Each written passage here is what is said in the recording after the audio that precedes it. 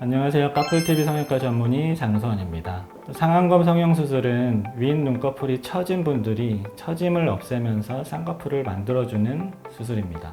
젊은 사람들이 주로 쌍꺼풀 수술을 받는다면 나이가 있으신 분들은 주로 상안검 성형수술을 받게 되는데요. 상안검 성형수술도 쌍꺼풀 수술과 마찬가지로 수술 디자인이 매우 중요합니다.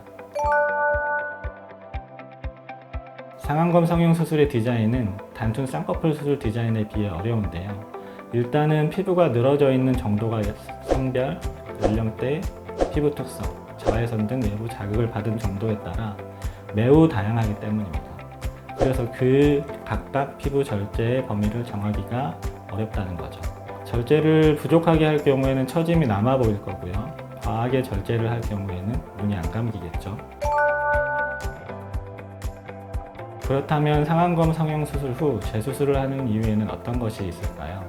일단은 일반 쌍꺼풀과 마찬가지로 쌍꺼풀이 풀린 경우, 비대칭인 경우, 흉터가 심한 경우, 높은 쌍꺼풀인 경우, 수술 이후 눈뜨기가 무거워진 경우 등이 있을 수 있고요. 피부 절제 범위를 잘못 정했을 땐 피부 처짐이 남아있게 되는데요. 처짐이 남아있으면 쌍꺼풀이 덮여 보인다던가 눈 바깥쪽 주름이 심해져 보이게 됩니다.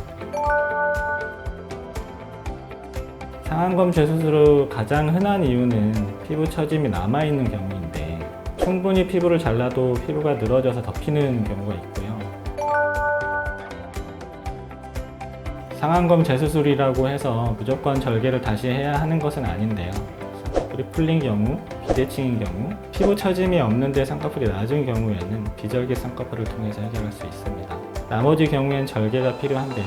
흉터가 심한 경우엔 흉터 제거, 높은 쌍꺼풀인 경우에는 적당한 높이로 낮추기, 눈뜨기가 무거운 경우에는 눈매 교정, 피부 처짐이 남아있을 땐 추가 피부 절제를 하게 됩니다. 재수술의 확률을 줄이기 위해선 제일 중요한 것이 수술 디자인이죠. 수술 디자인을 잘 할 수 있는 눈 수술 경험이 많고 사후 처치까지 잘 할 수 있는 성형외과 전문의를 찾아서 수술 받으시기를 바랍니다. 이상 까풀TV 성형외과 전문의 장수원이었습니다.